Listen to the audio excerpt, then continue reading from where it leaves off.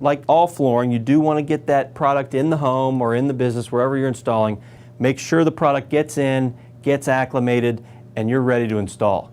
So on your subfloor, on the floor you're going to be laying this down, everything needs to be swept clean, needs to be level. Take a straight edge, Okay. put it at different areas in the room to determine the flatness of the floor. Needs to be relatively smooth. You need to get any cracks out, fill cracks in, highs and low spots, make sure you've taken care of all those. Determine how many planks width-wise it's going to take, so that when we get to that end, we have at least a half of a plank. Oh, I see. This is 6 inches. You don't want to wind up with 1 inch or a half inch at the end. Right. Because that's screwy. Right. So Now, measure your what if your measurement makes it look like that's going to happen? Do you cut 1 and a half start. here? Yeah, you make this one smaller so you get bigger down there. Okay. At least 2 inches or wider on a 6-inch plank. All right. Okay. You can go from left to right or right to left on this. Okay. And what we're doing, because this floor has to be anchored in by the perimeter, Right. is butting to the baseboard. Up against walls, you do have to fit it all the way to the wall in all directions. There is no 3/8 inch gap for expansion like we have with a typical floating floor. That's it. You're laying floor, you're laying the planks on the ground completely loose. And that is just as easy as putting the material to the baseboard and then butt joining each product or each plank after that. Where it butts the wall, it butts the end joint. The last piece in the row, since there is not a tongue and groove on this, Right. you line it up in the next row, take a speed square and your razor knife, score it once, pick it up and snap it, turn it around so you're putting your factory edge to factory edge, Okay. place it, and now it's touching the wall. So these, all the way down, are held in by the side walls and the end wall. Put in there.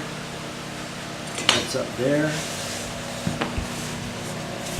That's up there, and then you've got factory end to factory end, and over here, your cut goes up against the baseboard. Then on this one, you can turn around and start on this row and go back that way, reverse direction.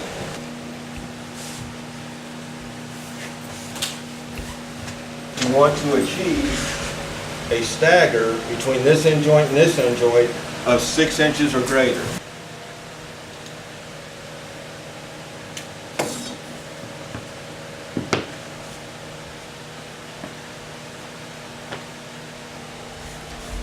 You've got your stagger right there. Right. Okay. I'm guessing you're not just going to lay another full plank down and have this little zigzag going all the way down the floor. Exactly. You want to create a random stagger. So in this case, I'm going to cut a board that's going to come in within 6 inches of this plank. Okay. It will offset a new stagger.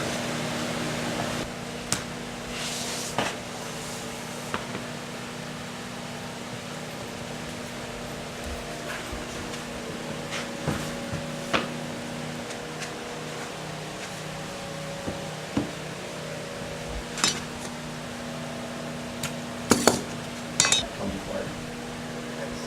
Just rips apart. Okay.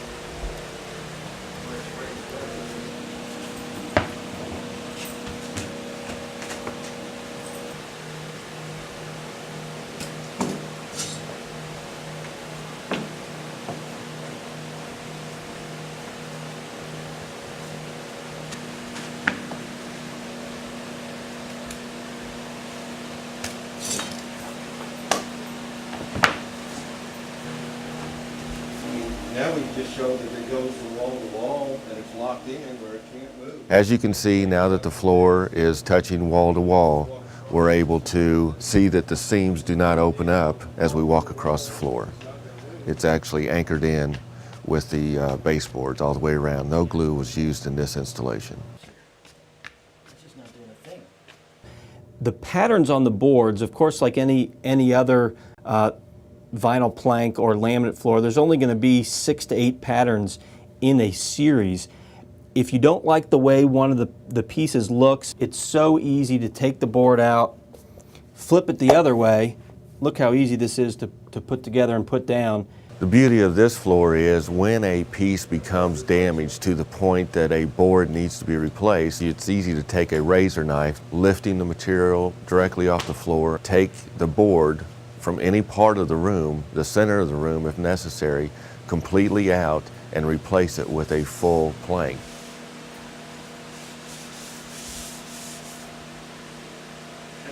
This is so easy to do.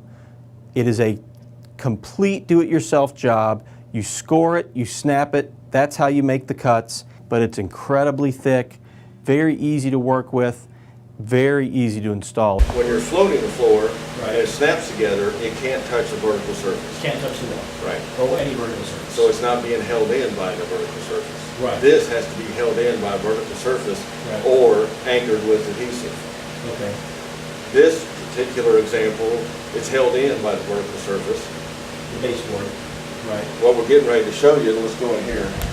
This scenario with no baseboard, you see how high it is above the ground? Right, sure, it's raised up, so the No floor will go under it. baseboard, no drywall to butt against because it's irregular underneath there. Okay. We're gonna have to adhere the first row To the floor itself. to the floor, Put on the floor or the plank?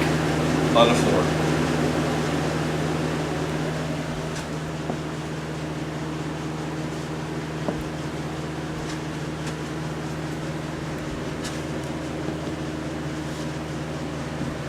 Now, is that just flat or is that, Small notch, and it will say on the bucket what size notch to use. okay.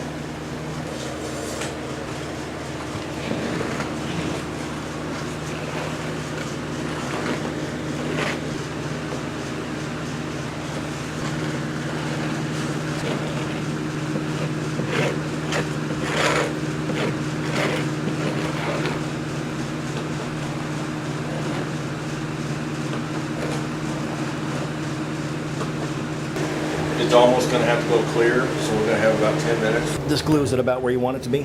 Yeah.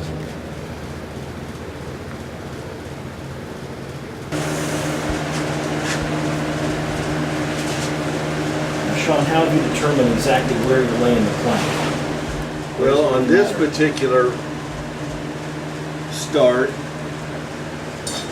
I dry laid the planks out to run parallel to the drywall seam, Okay. knowing that that would keep me straight to the other end of this wall. Okay. If necessary, on a long run, you'd probably want to set a chalk line down Okay. to keep it straight on the wall. Once that material hits that adhesive, it does not slide any longer. That is now anchored, and that's what we're trying to achieve, is the floor to be anchored in the starting row. Because it can't be anchored to the wall in this case. Exactly.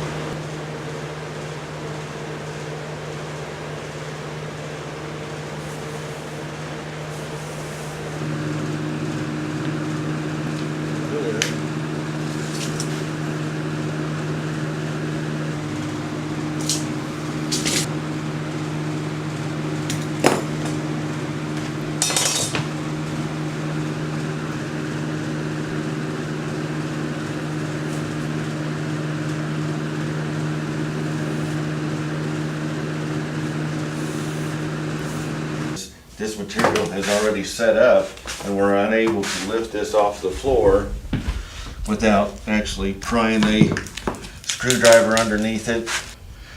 That material is already set up. That way, from now on, when we start pushing our material to this setup or first row, we have a nice solid beam to push against, and that locks in this free-floating floor. Now we will go ahead and glue all the rest of the walls. The manufacturer recommends, when adhering just the perimeter, to use a 4 to 6 inch band of adhesive. You can go larger than that, but a 4 to 6 inch band will be sufficient with this size of plank.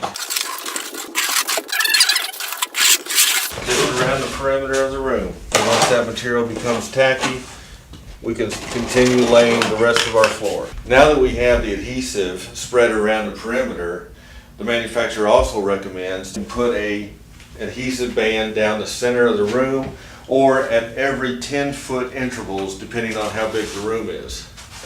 That gives you added support when keeping the material from sliding left to right or from front to back. It will not hurt the application to do this in any case, either doing it with the adhesive or doing it with 6-inch Gecko double face premium tape.